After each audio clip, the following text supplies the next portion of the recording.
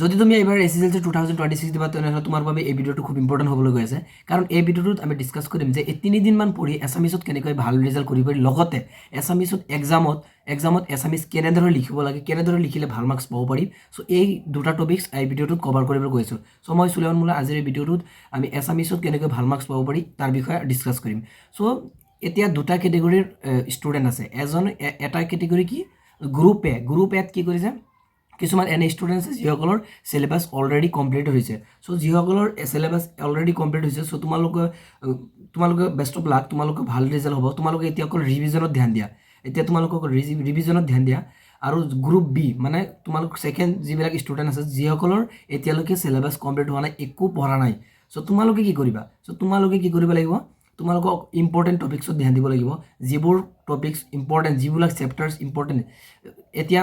গোটেইখিনি এনচাৰ গোটেইখিনি কুৱেশ্যনছ পঢ়াৰ আমাৰ সময় নাই যিহেতু আমাৰ সময় খুব কম 3 দিনমান আছে চ' এতিয়া আমাৰ অকল ইম্পৰ্টেণ্ট টপিকছ পঢ়িব লাগিব এতিয়া কথাটো হ'ল মই এই চেনেলটোত তোমালোকৰ 3টা ভিডিঅ' আপলোড কৰিছোঁ এছামিছৰ চ' 3টা ভিডিঅ'ত মই গোটেইখিনি চেপ্টাৰ্ছ কমপ্লিট কৰিছোঁ ঠিক আছে চ' তোমালোকে এই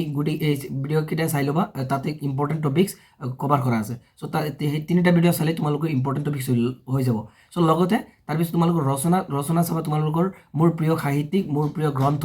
তাৰপিছত মোৰ প্ৰিয় শিল্পী যিটো জুবিন গাৰ্গ তাৰপিছত তোমালোকৰ ছ'চিয়েল মিডিয়া আৰু সমাজত ইয়াৰ প্ৰভাৱ এইটো চাবা আৰু লগতে তোমালোকে অসমৰ কুটিৰ শিল্প এইটো চাই থৈ দিবা এইটো ইম্পৰ্টেণ্ট ৰচনা হয় এইটো আহিব পাৰে আৰু এতিয়া কথাটো হ'ল এতিয়া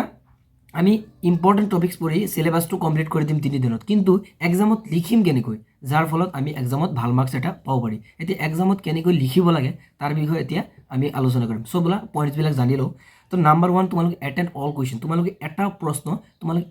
প্ৰশ্ন এৰি থৈ নাহিবা 100 নম্বৰৰ প্ৰশ্ন থাকে চ' যিহেতু তোমালোকে এছামিছত প্ৰেক্টিকেল নাথাকে 100 মাৰ্কছ থাকে 100 মাৰ্কছ 100 নম্বৰৰ থাকে চ' তোমালোকে অসমীয়াৰ এটাও প্ৰশ্ন এৰি থৈ নাহিবা একদম 100/100 কৰিব লাগিব তেতিয়াহে অসমীয়াত ভাল মাৰ্কছ পোৱাটো সম্ভৱ ঠিক আছে এটা প্ৰশ্ন এৰিব নোৱাৰা তো নাম্বাৰ 2 তোমালোকে কি কৰিব লাগিব প্ৰশ্ন নম্বৰ শুদ্ধকৈ লিখিব লাগিব তাৰমানে ধৰি লোৱা 2 নম্বৰ যিটো আছে 2 নম্বৰতে লিখিব লাগিব 3 নম্বৰ যিটো আছে 3 নম্বৰতে লিখিব লাগিব চ' কিছুমানে কি কৰে প্ৰশ্ন নম্বৰবিলাক উল্টা পাল্টা কৰি লিখি দিয়ে ঠিক আছে তো 1 নম্বৰটো 3 নম্বৰত লগাই দিয়ে 3 নম্বৰটো 1 নম্বৰত লগাই দিয়ে এনেকুৱা কৰিলে তোমালোকৰ মাৰ্কছ কাটা যাব এছামিছত বিশেষকৈ এছামিছত চ' তোমালোকে এইটো তোমালোকে ধ্যানত ৰাখিবা তাৰপিছত বানান এছামিছ মষ্ট ইম্পৰ্টেণ্ট বানান শুদ্ধ কৰিব লাগিব বানান যদি ভুল কৰি লিখা তেনেহ'লে কিন্তু অসমীয়াত তোমালোকে ভাল মাৰ্কছ নোপোৱা চ' অসমীয়াত তোমালোকে ভাল মাৰ্কছ পাবলৈ যিটো তোমালোকৰ মেইন পইণ্ট সেইটো হ'ল বানান শুদ্ধ কৰিব লাগিব তাৰপিছত মানে কাটাকাটি নকৰিবা ঠিক আছে কিছুমান একদম লেতেৰা কৰি দিয়ে কাটাকাটি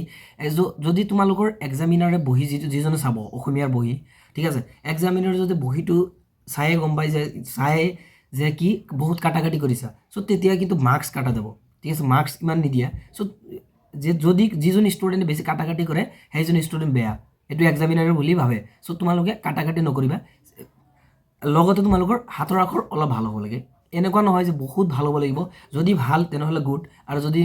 অলপ বেয়া আছে হাতৰ আখৰ এনেকুৱাকৈ লিখিবা যাতে এক্সামিনাৰে কি লিখিছা অৰ্থাৎ তোমালোকে কি লিখিছা সেইটো যাতে ধৰিব পাৰে এক্সামিনাৰে ধৰিব নোৱাৰিলে মাৰ্কছ কেনেকৈ দিব চ' তোমালোকে হাতৰ আখৰটো ভালকৈ লিখিবলৈ ট্ৰাই কৰিবা আৰু তোমালোকে আৰু এটা কথা তো তোমালোকে মই ফাৰ্ষ্টত যিটো পইণ্ট কৈছোঁ এটেণ্ড অল কুৱেশ্যন তাৰমানে কি গোটেইখিনি প্ৰশ্ন কৰি থৈ লাগিব 100 নম্বৰৰ তো তাতে তোমালোকে স্পীড লিখিব লাগিব যদি লাহে লিখা তেনেহ'লে 100 নম্বৰৰ প্ৰশ্ন কৰি থৈ তোমালোকে কৰিব নোৱাৰা চ' তাৰমানে কি তোমালোকে স্পীডত লিখিব লাগিব স্পীডত লিখাৰ ট্ৰাই কৰিব লাগিব যিহেতু 3 দিনমান আছে চ' তোমালোকৰ টেনশ্যন নাই 3 দিনত তোমালোকে লিখি প্ৰেক্টিছ কৰিবা